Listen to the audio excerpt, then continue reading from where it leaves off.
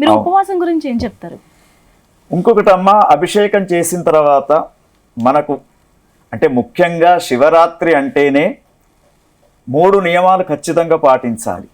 ఒకటి అభిషేకము, శివ ఆరాధన, రెండవది ఉపవాసము, మూడవది జాగరణ. ఈ 3 తప్పకుండా చేయాలి. అందుకే మనకు జన్మానికో శివరాత్రి అంటారు. లెక్క ప్రకారంగా జన్మానికో శివరాత్రి ఏంటి అసలు? మనకు ఎన్ని సంవత్సరాలు బ్రతుకుతే అన్ని శివరాత్రులు మనం చూస్తూ ఉన్నాం. కానీ ప్రతి శివరాత్రి తర్వాత మనిషి అనుకునేది ఏమిటంటే మళ్ళా శివరాత్రి నేను చూస్తానో చూడను. అందుకే జన్మానికో శివరాత్రి అనేది వాడుకలో వచ్చింది. అయితే శివుడికి పంచామృతాలతో అభిషేకం చేసిన తర్వాత శివుడికి ఇష్టమైనటువంటి పూలు ఏమిటి అంటే ఎటువంటి పుష్పాలు ఆ స్వామికి సమర్పించాలి? మల్లికా మాధవీ జాతి ద్రోణంచ శతపత్రకం కమలం కైరవం చైవ తథా నీలోత్పాలాని చ మధుక బృహతే బిల్వః మపామార్గంచ పాటలం.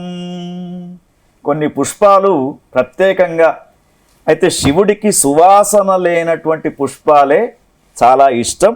దాంట్లో శివార్చనకు జిల్లేడు, మందారము, జమ్మి, మారేడు, ఉత్తరేణి, ఉమ్మెత్త, తర్వాత సంపెంగ, ఇటువంటి తుమ్మి పూలు, ఇటువంటి పూలతోటి శివుడు అష్టోత్తరనామంతో పూజ చేస్తే చాలా సంతోషపడతాడు.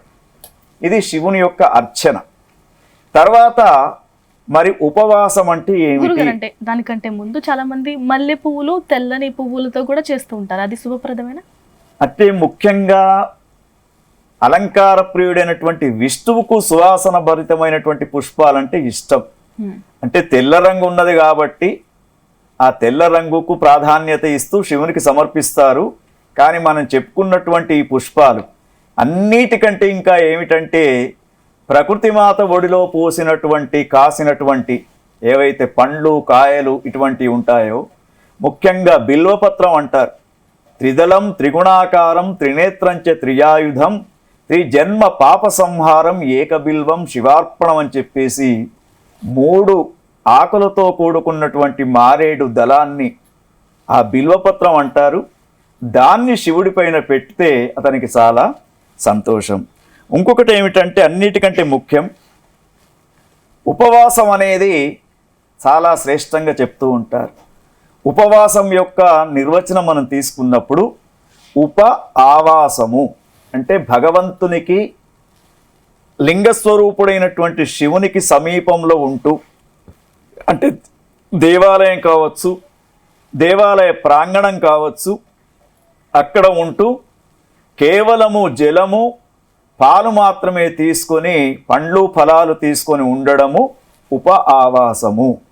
అంతేకాని ఉపవాసం ఉండమన్నారు కదా అని చెప్పేసి కిలోలు పండ్లు తీసుకొచ్చుకొని దుంపగడ్డలు తీసుకొచ్చుకొని తింటే అది ఉపవాసము కాదు. ఎందుకంటే ఇంద్రియ నిగ్రహం కావాలి.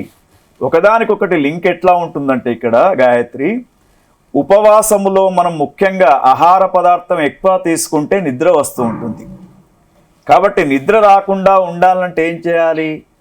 పాలు జలము తీసుకుని ఉంటే రాత్రి కనీసం 12 గంటల దాకానైనా మెలకువతో ఉంటూ శివుని యొక్క అర్చన చేస్తూ, శివనామ సంకీర్తనాన్ని చేస్తూ, శివుని యొక్క భజనలు పాడుకుంటూ శివ సన్నిధానములో ఎవరైతే ఉంటూ ఉంటారో ఆ 12 గంటలు కాగానే మారేడు పత్రం శివుని యొక్క లింగం పైన పెట్టి నమఃపార్వతీపతయే హర హర మహాదేవ అని చెప్పేసి ఎవరైతే అనుకుంటూ ఉంటారో వారికి శాశ్వత శివ సాయుధ్య సిద్ధి కలుగుతుంది. అందుకే మహాశివరాత్రి అంత పవిత్రమైనటువంటి పండుగగా మనకు చెప్తూ ఉంటారు. జాగరణ కూడా ఎట్లా ఉండాలంటే అనవసరమైనటువంటి విషయాలకు పోకుండా, ఎప్పుడైతే ఆహార పదార్థాలు తక్కువగా తీసుకుంటామో నిద్ర కూడా మనకు రాదు.